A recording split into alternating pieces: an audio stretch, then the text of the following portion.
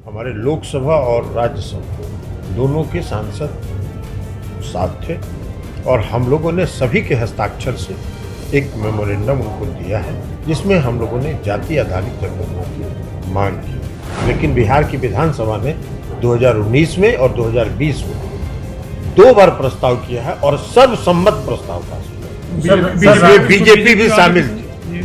अब आज के लोग क्या बोल रहे हैं नहीं बोल रहे हैं वो जान। नमस्कार, न्यूज़ फॉर नेशन देख रहे हैं आप। मैं हूं आपके साथ धीरज सिंह। जातीय जनगणना के मुद्दे को लेकर नीतीश कुमार की जदयू हमेशा से ही मुखर रही है। इसको लेकर बिहार में भी वो लगातार एनडीए में होने के बावजूद भी बीजेपी के विपक्ष में भी जाने के लिए तैयार है। पिछले दिनों हमने देखा था कि बिहार विधानसभा में इसको लेकर नेता प्रतिपक्ष तेजस्वी यादव ने भी नीतीश कुमार से मुलाकात की थी, जिसके बाद साफ हो गया था कि नीतीश कुमार और तेजस्वी यादव इस मुद्दे पर एक साथ है।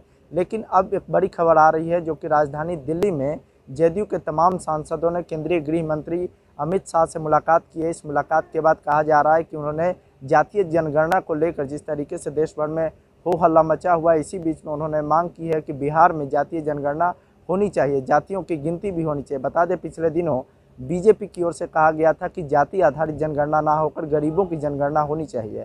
ऐसे में अमित शाह से, गृह मंत्री अमित शाह से जदयू सांसदों की ये मुलाकात बहुत खास हो जाती है। इस मुलाकात के बाद जो जदयू के राष्ट्रीय अध्यक्ष और लोकसभा सांसद ललन सिंह हैं, उन्होंने बताया कि किस तरीके से आज देश भर में जातीय जनगणना की जो मांग है वो तेज़ी से बढ़ने लगी है और इसको लेकर लगातार देश भर में मांग भी हो रही है। क्या कुछ कह रहे हैं जदयू के राष्ट्रीय अध्यक्ष और लोकसभा सांसद ललन सिंह, छोड़ जाते हैं आपको उनके वीडियो के साथ।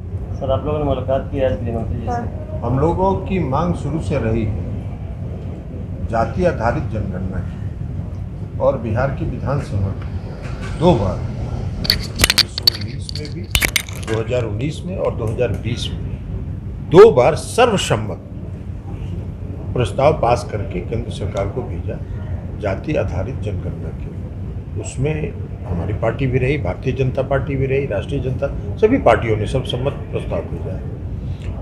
और आज हम लोग, पहले हम लोगों ने मांगा था आदरणीय प्रधानमंत्री जी से समय, उनके यहाँ से सूचना आई कि गृह मंत्री जी से मिलके उनको ज्ञापन दे दें। तो अभी हम लोग गृह मंत्री जी से मिले थे।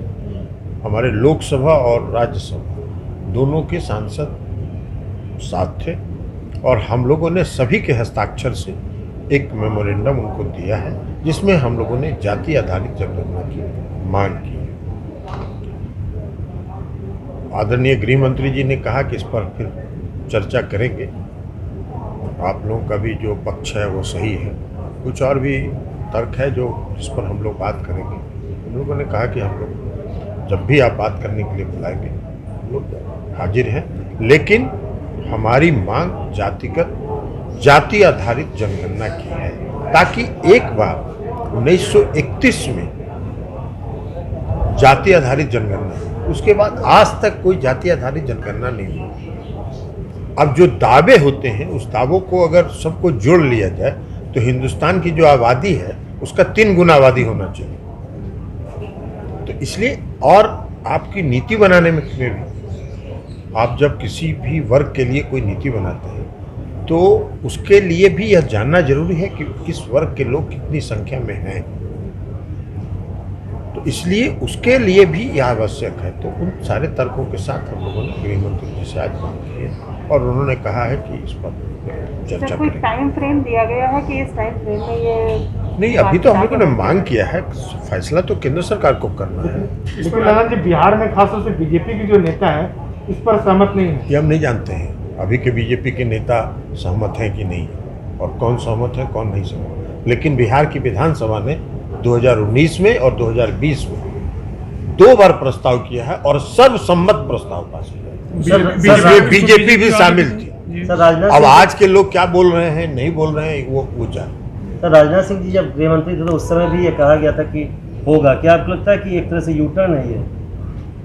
नहीं, अभी तो जो स्थिति है उसमें जब होना है तो अभी हम लोगों ने मांग की है। अभी तो शुरू हुआ नहीं है जनगणना, तो हम लोगों ने मांग की है कि उस पर निर्णय लीजिए और निर्णय लेने का समय आ गया। ठीक है।